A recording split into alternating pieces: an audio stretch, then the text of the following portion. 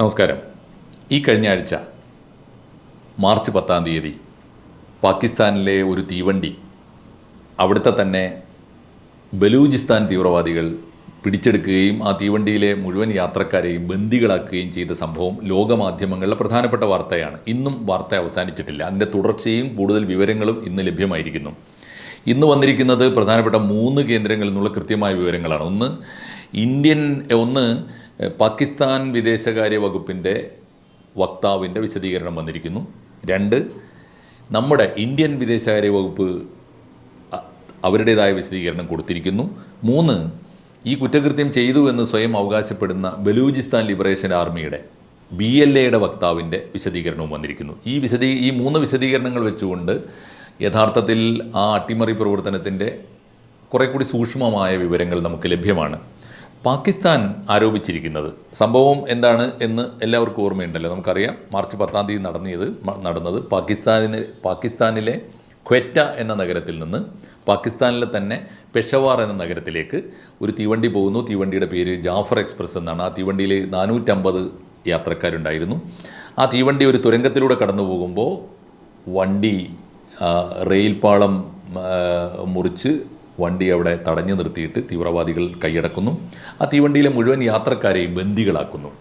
ആ ബന്ദികളെ വിമോചിപ്പിക്കാൻ വേണ്ടി 2 ദിവസം, സംഭവം നടന്നത് തിങ്കളാഴ്ചയാണ്, പിന്നീടുള്ള 2 ദിവസം ചൊവ്വയും ബുധനും 2 ദിവസം പാകിസ്ഥാൻ ആർമി കഷ്ടപ്പെട്ടാണ് ആ ബന്ദികളെ മോചിപ്പിച്ചത് എന്നവർ അവകാശപ്പെടുന്നു. ബന്ദികളെ മോചിപ്പിച്ചു, മുഴുവൻ യാത്രക്കാരെയും മോചിപ്പിച്ചു. തീർച്ചയായിട്ടും അതിനകത്ത് രണ്ട് ഭാഗത്തും കാഷ്വാലിറ്റീസ് ഉണ്ടായി എന്ന് പറഞ്ഞാൽ ഏതാണ്ട് 21 യാത്രക്കാരെ, 21 ബന്ദികളെ ഈ പോരാട്ടത്തിനിടയിൽ കൊല്ലപ്പെട്ടു എന്ന് സ്ഥിരീകരിച്ചിട്ടുണ്ട്. ഇപ്പുറത്ത് 33 തീവ്രവാദികളെ, ബലൂചിസ്ഥാൻ ലിബറേഷൻ ആർമിയിലെ 33 തീവ്രവാദികളെയും കൊന്നൊടുക്കി രക്തസാക്ഷികളായി എന്ന് അവരും അവകാശപ്പെടുന്നുണ്ട്. ഇതിനിടയിൽ പാകിസ്ഥാൻ വിദേശകാര്യ വകുപ്പിൻ്റെ വക്താവായ ഷഫ്കത്ത് അലി ഖാൻ, മിസ്റ്റർ ഷഫ്കത്ത് അലി ഖാൻ്റെ സ്റ്റേറ്റ്മെൻറ്റ് വന്നത് ഇന്ത്യക്കെതിരായിട്ടാണ്. അവർ പറയുന്നത് ഇങ്ങനെയാണ്: ബലൂചിസ്ഥാനിൽ എന്നാണോ തീവ്രവാദ പ്രവർത്തനം തുടങ്ങിയത് അന്നു മുതൽ അതിൻ്റെ പിന്നിൽ ഇന്ത്യയുടെ കൈയുണ്ട് എന്നാണ്. തീർച്ചയായിട്ടും ആദ്യകാലത്ത് ഇന്ത്യയായിരുന്നു ബലൂചിസ്ഥാൻ തീവ്രവാദികളുടെ പിന്നിൽ. പിൽക്കാലത്ത് അഫ്ഗാനിസ്ഥാനിലെ താലിബാനും അവരെ സഹായിക്കുന്നുണ്ട് എന്ന പ്രസ്താവനയുമായി യാതൊരു മറയുമില്ലാതെ ഇന്ത്യ വിരുദ്ധ പ്രചാരണത്തിന് ഇറങ്ങിയിരിക്കുകയാണ് പാകിസ്ഥാൻ. അതിനവർ പറയുന്ന തെളിവ്, ഒരു പ്രധാനപ്പെട്ട തെളിവ്, ഇപ്പോൾ കൊല്ലപ്പെട്ട ബലൂചിസ്ഥാൻ തീവ്രവാദികളിൽ നിന്ന് പിടിച്ചെടുത്ത ആയുധങ്ങൾ നോക്കുമ്പോൾ അതിൽ 2 രാജ്യത്തിൻ്റെയും ആയുധങ്ങളുണ്ട്. ഇന്ത്യയുടെയും ആയുധങ്ങളുണ്ട്, അഫ്ഗാനിസ്ഥാൻ്റെയും താലിബാൻ്റെയും ആയുധങ്ങളുണ്ട്. അതുകൊണ്ട് ഇന്ത്യയുടെ കൈകൾ എന്നുമുണ്ട്. മാത്രമല്ല, നേരത്തെ തന്നെ അവർ ആരോപിച്ചിരുന്നതാണ്, ഇന്ത്യയോട് ഒരു ശത്രുത പുലർത്തുക എന്ന ഒരു രാഷ്ട്രീയം എല്ലാ കാലത്തും പാകിസ്ഥാൻ സ്വീകരിച്ചിട്ടുണ്ട്. ഏറെക്കുറെ അതിനോട് സമാനമായ ഒരു രാഷ്ട്രീയം, ഒരു പാക് വിരുദ്ധ രാഷ്ട്രീയം 1947 നമ്മുടെ സ്വാതന്ത്ര്യത്തിന് ശേഷമുള്ള വിഭജനത്തെ തുടർന്നുള്ള കൂട്ടക്കൊലകളെ തുടർന്ന് ഇന്ത്യയും സ്വീകരിച്ചു വരുന്നുണ്ട്. 2 ശത്രു രാജ്യങ്ങളെപ്പോലെ പെരുമാറിയിരുന്ന 2 സഹോദര രാജ്യങ്ങളാണ് ഇന്ത്യയും പാകിസ്ഥാനും. ഇപ്പോഴും കിട്ടിയ അവസരം ഇന്ത്യക്കെതിരായിട്ട് പാകിസ്ഥാൻ വിനിയോഗിക്കുകയാണ്. ഈ കഴിഞ്ഞ 2 കുറേ ദശകങ്ങൾക്കുള്ളിൽ നടന്ന ഏറ്റവും ഭീകരമായ ആക്രമണമാണ് ബലൂചിസ്ഥാൻ ലിബറേഷൻ ആർമിയുടെ ബലൂചി തീവ്രവാദികളുടെ ഭാഗത്തുനിന്ന് ഉണ്ടായത് എന്നാണ് പാകിസ്ഥാൻ പറയുന്നത്. അതിന് മറുപടിയായി ഇന്ത്യയുടെ വക്താവ്, ഇന്ത്യൻ വിദേശകാര്യ വക്താവ് രൺധീർ ജയ്സ്വാൾ മറുപടി പറഞ്ഞിട്ടുണ്ട്. അദ്ദേഹം കൃത്യമായ വാക്കുകളിലാണ്, വളരെ സൂക്ഷിച്ചാണ് മറുപടി പറഞ്ഞത്. പാകിസ്ഥാൻ സ്വന്തം അകത്തേക്ക് നോക്കണം, പുറത്തേക്ക് വിരൽ ചൂണ്ടുന്നതിന് പകരം സ്വന്തം അകത്തേക്ക് നോക്കണം. ലോകമെങ്ങും നല്ല ബോധ്യമുള്ള ഒരു കാര്യമാണ്, ആഗോള തീവ്രവാദത്തിൻ്റെ കേന്ദ്രബിന്ദു എവിടെയാണെന്ന് ലോകത്തിന് നന്നായിട്ട് അറിയാം. അതുകൊണ്ട് സൂക്ഷിച്ച് സംസാരിക്കണം. നിങ്ങളുടെ അകത്ത് എവിടെയൊക്കെയാണ് തീവ്രവാദത്തിൻ്റെ അറകളെന്ന് നിങ്ങൾ പരിശോധിച്ചാൽ മതി. ഇന്ത്യക്ക് നേരെ കുതിര കയറാൻ വരണ്ട എന്ന് അദ്ദേഹം മറുപടി പറഞ്ഞിട്ടുണ്ട്.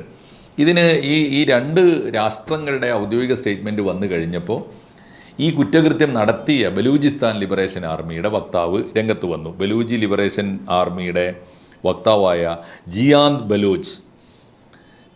ബലൂച്ച് എന്ന അവരുടെ വക്താവ് എന്ന് പറഞ്ഞു, പാകിസ്ഥാൻ ഭരണകൂടം പറയുന്നത് പച്ച നുണയാണ്. നുണയെ കൊണ്ട് പരാജയത്തെ മറച്ചു വെക്കാൻ സാധ്യമല്ല എന്നവർ പറയുന്നുണ്ട്. നിങ്ങൾക്ക് നിങ്ങളുടെ പരാജയത്തെ, നിങ്ങളുടെ തോൽവിയെ സ്വന്തം നുണകൾ കൊണ്ട് മറച്ചു വെക്കാനാവില്ല എന്ന് ബലൂചി ലിബറേഷൻ ആർമിയുടെ വക്താവ് പറയുന്നുണ്ട്.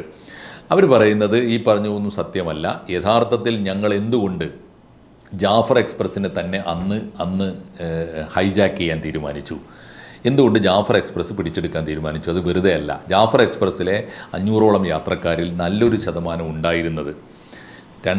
ശതമാനം ഉണ്ടായിരുന്നത് സാധാരണ യാത്രക്കാരല്ല, പാകിസ്ഥാൻ്റെ പട്ടാളവും പോലീസും ഇൻ്റലിജൻസും രഹസ്യാന്വേഷണ വിഭാഗവും അങ്ങനെയുള്ള ഔദ്യോഗിക ഉദ്യോഗസ്ഥന്മാർ, ഒരു ഭരണകൂടത്തിൻ്റെ ഔദ്യോഗികമായ പട്ടാളം, സുരക്ഷാ സേന യാത്ര ചെയ്യുന്നു എന്ന് കണക്കാക്കിയാണ് ഞങ്ങളത് എടുത്തത്. അതുകൊണ്ട് ഞങ്ങൾ യഥാർത്ഥത്തിൽ യാത്രക്കാരെ അല്ല, കൃത്യം ഇപ്പോഴും ഭരണകൂടം പറയുന്നതല്ല ശരി. 450 യാത്രക്കാരെ ഞങ്ങൾ വിട്ടയച്ചിട്ടുണ്ട്.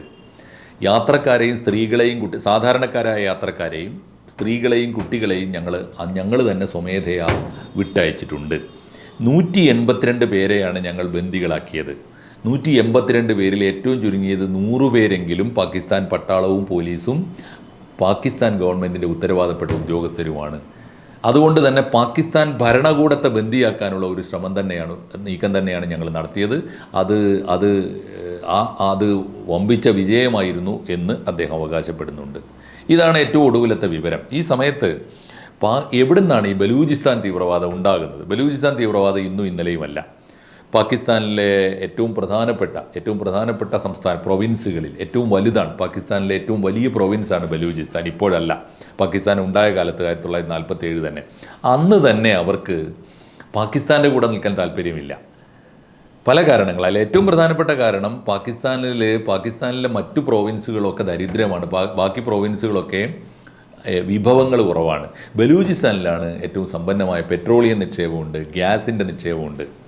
അതുകൊണ്ട് എണ്ണയും പ്രകൃതിവാതകവും സമ്പന്നമായിട്ടുള്ള ഒരു പ്രദേശം എന്ന നിലയിൽ ബലൂചിസ്ഥാൻ ഒരു സ്വതന്ത്ര രാജ്യമാകണമെന്ന് അന്നേ ആഗ്രഹിച്ചു വന്നതാണ്. അതിനുള്ള പ്രവർത്തനങ്ങൾ അവർ ഒരുക്കൂട്ടിക്കൊണ്ടിരുന്നു. അവിടുത്തെ ബലൂജികൾ വലിയ തോതിൽ സംഘടിച്ചുകൊണ്ടേയിരുന്നു. അതുകൊണ്ട് പാകിസ്ഥാനകത്ത് തീവ്രവാദ പ്രവർത്തനങ്ങൾ എന്ന് പറഞ്ഞാൽ വിഘടനവാദ പ്രവർത്തനങ്ങൾക്ക് അവരെന്നും നേതൃത്വം നൽകിയിരുന്നു. ഏറ്റവും ഒടുവിൽ അത് കൃത്യമായി പാകിസ്ഥാൻ സർക്കാർ മനസ്സിലാക്കിയിരുന്നു. ബലൂജികൾ ഇങ്ങനെ പോയാൽ ഇന്നല്ലെങ്കിൽ നാളെ പാകിസ്ഥാനിൽ നിന്ന് വിട്ടുപോകുമെന്നൊരു ആശങ്ക അവർക്കുണ്ടായിരുന്നു. 2006 ജനറൽ പർവേസ് മുഷറഫ് പ്രസിഡൻ്റായിരിക്കുമ്പോഴാണ് ബലൂചിസ്ഥാൻ തീവ്രവാദത്തെ കൃത്യമായി തകർക്കാനുള്ള അവരുടെ ആസ്ഥാനത്ത് ചെന്ന് തകർക്കാനുള്ള ഒരു ഹെലികോപ്റ്റർ ആക്രമണം ഗവൺമെൻറ് നടത്തിയത്. അന്ന് ഈ പോരാട്ടത്തെ ബലൂചിസ്ഥാൻ ലിബറേഷൻ ആർമിയെ നയിച്ചുകൊണ്ടിരുന്ന നവാബ് അക്ബർ ബുക്തിയെയും സംഘത്തെയും അദ്ദേഹത്തിൻ്റെ മുഴുവൻ കൂട്ടാളികളെയും ആ താവളത്തിൽ ഹെലികോപ്റ്റർ ആക്രമണം ബോംബിട്ട് തകർക്കുകയും അന്ന് ഏതാണ്ട് അടിച്ചമർത്തുകയും ചെയ്തു. പക്ഷെ അതുകൊണ്ടൊന്നും ബലൂജികളുടെ വിഘടനവാദവും അവരുടെ സ്വത്വവാദവും അവസാനിച്ചില്ല. ബലൂജികൾ അവരുടേതായ പോരാട്ടം, രക്തസാക്ഷികളുടെ ചോര കൂടി മുടക്കുമുതലാക്കി അതിൻ്റെ നിക്ഷേപമാക്കി അവർ വളർന്നുകൊണ്ടേയിരുന്നു. അത് ഇന്നല്ലെങ്കിൽ നാളെ ലോകത്തിന് തന്നെ ഭീഷണിയായി തീരുന്ന വലിയ തീവ്രവാദികളാകും എന്ന് അറിഞ്ഞു അന്ന് കൃത്യസമയത്ത് അമേരിക്കൻ ഭരണകൂടം. എന്നും പാകിസ്ഥാൻ അമേരിക്കയുടെ സൗകര്യങ്ങൾക്കും അമേരിക്കയുടെ താല്പര്യങ്ങൾക്കും വഴങ്ങിക്കൊണ്ടിരുന്ന ഒരു ഭരണകൂടമാണ്. അന്ന് ഈ ഏറ്റവും ഒടുവിൽ 2019 ഡൊണാൾഡ് ട്രംപിൻ്റെ ആദ്യത്തെ സർക്കാരിൻ്റെ കാലത്താണ് ആഗോള ഭീകരപ്രസ്ഥാനമായി ഈ BLA ബലൂജി ലിബറേഷൻ ആർമിയെ ട്രംപ് പ്രഖ്യാപിക്കുന്നത്. 2019 ജൂലൈ 2-നാണ്.